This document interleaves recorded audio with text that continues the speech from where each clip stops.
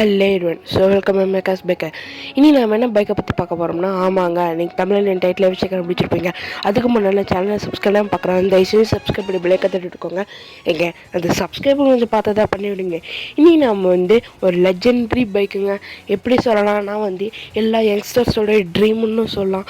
எப்படி R15M, RC390 அந்த மாதிரி பைக்கெல்லாம் ட்ரீமோ, அதே மாதிரி தாங்க இந்த பைக்குமே எல்லா யங்ஸ்டர்ஸ்க்குமே ஒரு ட்ரீம் பைக். நம்ம பார்க்க போகிற பைக் KTM 392 தாங்க. இந்த பைக் நமக்கு 300cc செக்மெண்ட் வருது. வண்டியோட ப்ரைஸ் முதல்ல நான் சொல்லிடுறேங்க. 2,87,000 ஸ்டார்ட் ஆகுது. அதாவது 2,87,000 ஸ்டார்ட் ஆகுது. இது EMI பெர் மந்த் நம்ம 9,703 ரூபா கட்டுற மாதிரி வருங்க. அதாவது 9,103 ருபீஸ் கட்டுற மாதிரி வரும். என்ஜின் நமக்கு ஏற்கனவே சொன்ன மாதிரி 300cc செக்மெண்ட் வருது. இது நமக்கு ஒரே ஒரு வேறு இருந்தாங்க அவைலபிளாக இருக்குது. BS6 வேரியன்ட் மாதிரி 2 கலர் லெவல் பிளாக்குங்க. என்னென்ன கலர்னா கிரே பிளாக், ஒயிட் பிளாக்னு சொல்லிட்டு. சரி வாங்க நான் வண்டியை பற்றி கொஞ்சம் டீட்டெயிலாக பார்க்க ஆரம்பிப்போம். என்ன தான் நமக்கு 300cc செக்மெண்ட்டில் வந்தாலுமே எவ்வளோ சிசினா 373 சிசிங்க. அது இது என்ஜின் என்ன டைப்னா சிங்கிள் சிலிண்டர் 4 வால் லிக்விட் கோல்டு FI DOHC தான் கொடுக்குறாங்க. மேக்ஸிமம் சிலிண்டர் ஒரே ஒரு சிலிண்டருங்க. மேக்ஸிமம் பவர் 43.5 PS, அதாவது 9,000 RPM.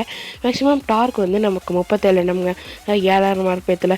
முன்னால் பிரேக் ஒன்றுஸ்க்கு, பின்னால் பிரேக் ஒன்றுஸ்க்கு. முன்னே டேங்க் நமக்கு 13.5 லிட்டர் பிடிக்குது, 13 லிட்டர் பிடிக்குதுங்க. ஸோ தப்பு இல்லைங்க. இது ஸ்போர்ட்ஸ் நேக்கடு பைக் கேட்டகிரியில் வரனால நமக்கு டேங்க் இவ்வளோ கெப்பாசிட்டி கொடுக்குறதே ஒரு பெரிய விஷயம். நான் ஏற்கனவே சொன்ன மாதிரி இது நமக்கு ஸ்போர்ட்ஸ் நேக்கடு பைக் கேட்டகிரியில் வாங்க. இந்த ஃபீச்சர்ஸ் அண்ட் சேஃப்டியை பற்றி மேலடமாக பார்த்துக்கோங்க. என்ன சொன்ன மாதிரி ABS ட்ரில் சேனல் கொடுறேன். குயிக் ஷிஃப்டில் இருக்குங்க. LED டேலைட் இருக்குது. Speedometer, automatic trip meter, fuel கால்னு சொல்லிட்டு எல்லாமே நமக்கு வருதுங்க. சரி வாங்க வண்டியை பற்றி இன்னும் ஆழமாக பார்க்க ஆரம்பிப்போம். என்ன சொன்ன மாதிரி நமக்கு ஒரே ஒரு சிலிண்டர் தான் அவைலபிளாக இருக்குது. ஒரு சிலிண்டருக்கு 4 வாட் கொடுக்குறாங்க. ஸோ மொத்தமாக ஒரே ஒரு சிலிண்டர் இருக்குது.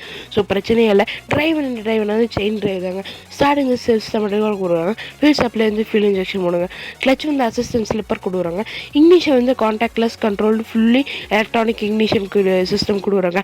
டிஜிட்டல் இக்னிஷன் டைமிங் அட்ஜஸ்ட்மெண்ட்டோட. டிரான்ஸ்மிஷன் மேனுவல் தாங்க. கியர்பாக்ஸ் நம்ம கார் ஸ்பீட் கொடுக்குறாங்க. எமிஷன் டைப் BS6 தாங்க. கம்ப்ரெஷன் ரேஷியோ பற்றி எனக்கு ஃபுல் டீட்டெயில் தெரியல. ஃபீச்சர்ஸ் அண்ட் சேஃப்டியை பற்றி நான் ஆளுமா பார்த்துட்டோம்னா என்ன சொன்ன மாதிரி ABS ட்ரில் சேனல் கொடுக்குறாங்க.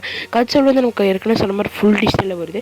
பாஸ் சுவிட்ச் இருக்குது, கிளாக் இருக்குது, குவிக் ஷிஃப்ட் இருக்குங்க. இதோட அடிஷ்னல் ஃபீச்சர்ஸ் என்னென்னு பார்த்துட்டோம்னா full control over incoming calls and audio player இருக்குங்க.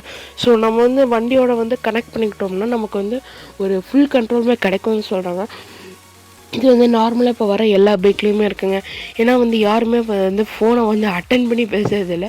இந்த மாதிரி போட்டுக்கிறாங்க. பட் ஆனால் ஃபோன் பேசிகிட்டே வண்டி ஓட்டுறது ஒரு பயங்கரமான ரிஸ்க்குன்னு தாங்க சொல்லியானோம்.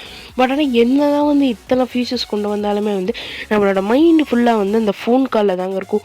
என்ன தான் நம்ம ரோட்டை பார்த்து வண்டி ஓட்டினாலுமே கொஞ்சம் டிஸ்ட்ராக்ஷன் கூட நம்மளை மாற்றிடுவோங்க. ஸ்டெப் அப் சீட் இருக்குது, பேஞ்சர் ஃபோட்டோஸ் இருக்குது. ஜாஸ் சஸ்பென்ஷன் மாதிரி வந்துடுவோம். ஜாஸ் நமக்கு ஸ்பிளிட் ஸ்டீல் ட்ரெலிஸ் ஃப்ரேம் தான் கொடுக்குறாங்க. முன்னால் சஸ்பென்ஷன் WPயோட ஓப்பன் கேட்ரேஜ் USD 43 mm கொடுக்குறாங்க. பின்னால் WPயோட மோனோஷாக் கொடுக்குறாங்க. பாடியில் கிராஃபிக்ஸ் பண்ணிக்கிறாங்க. வண்டியில் லென்த் பற்றி எனக்கு ஃபுல் டீட்டெயில் தெரியல. Saddle height 830 mm. ஆஃப்கோர்ஸுங்க உங்களுக்கு எல்லாருக்குமே தெரியும் டியூக்கோட ஹைட் எப்படி இருக்கும்னு. Wheel base 6,357 mm. மறுபடியும் ட்ரைவ் வெயிட்டே 163 kg. தப்பு இல்லைங்க. KTMோட 350 டியூக்கெல்லாம் எப்படி இருக்கும்னு சொல்லிட்டு நம்ம எல்லாருக்குமே தெரியும். அது மட்டும் இல்லாமல் அதெல்லாம் ஒரு லெஜெண்டரியான பைக்கு தாங்க. எலக்ட்ரிக்ஸ் பற்றி பார்த்தோம்னா ஹெட்லைட், டர்ன்ஸ், எல்லாமே LED. Low body indicator, low indicator, low fuel indicator இருக்குங்க. ரேஸ் பேஸை பற்றி பார்த்தோம்னா டயர் டியூப்லெஸ் தான். வீல்ஸ் நமக்கு அல்லாய் வீல்ஸ் தாங்க கொடுக்குறாங்க.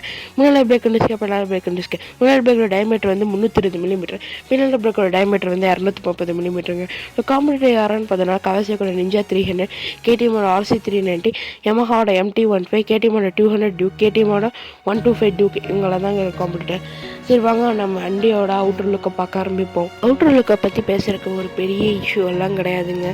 எல்லாம் KTM டியூக்லேயும் இருக்கிற அதே இதுதான் எங்கும் கொடுத்துருக்காங்க. ஸோ அந்த ஆரஞ்சு கலர் கொடுக்குறது எல்லாமே நமக்கு ஒரு பயங்கரமான ஃபீச்சருங்க. ஏன்னா அந்த டயரில் வீல்ஸ்லாம் ஆரஞ்சு கலர் கொடுக்கும்போது நம்ம ஒரு 10 பைக் நடுவில் போனோம்னா நம்ம பைக் தனியாக தெரியுங்க. ஸோ அந்த மாதிரி தான் இந்த பைக்கு. KTMோட என்ஜின் பற்றி சொல்லவே வேண்டாங்க. அதே சேம் சவுண்டு தான். பட் என்ன ஒரு தகராறுனா எக்ஸாஸ்ட் சவுண்டை மாற்றிருக்காங்க. இப்போ BS4லலாம் அல்ட்ரா லெவல் சவுண்டாக இருக்குங்க. அது ஒரு மாதிரி வர சவுண்டு. பட் ஆனால் இங்கே ரொம்ப மாறி இருக்குங்க. என்ன சொல்கிறதுனே தெரியல. கேடிஎம் டியூக்கோட லவ்வர்ஸ் எல்லாம் வந்து இப்போது கேடிஎம்மோட டியூக்கே வந்து வெறுக்க ஆரம்பிச்சிட்டாங்கன்னு தாங்க சொல்லி ஆகணும். ஏன்னா வந்து அந்த மாதிரி ஒரு சவுண்ட் இருக்குது. என்ன பண்ணுவாங்கன்னு தெரியலைங்க. பட் ஆனால் சவுண்டுக்கே தான் வந்து கேடிஎம்க்கு வந்து நிறைய ஃபேன்ஸ் இருந்தாங்க. பட் என்ன பண்ணுறதுன்னே தெரியலைங்க. ஃபியூவல் டேங்க் எல்லாமே வந்து டிசைனாக கொடுத்துருக்காங்க. ஸோ நமக்கு வந்து மேக்ஸிமம் வந்து இது வந்து கொஞ்சம் ஏரோ டைனாமிக்காக தாங்க எனக்கு தெரியுது.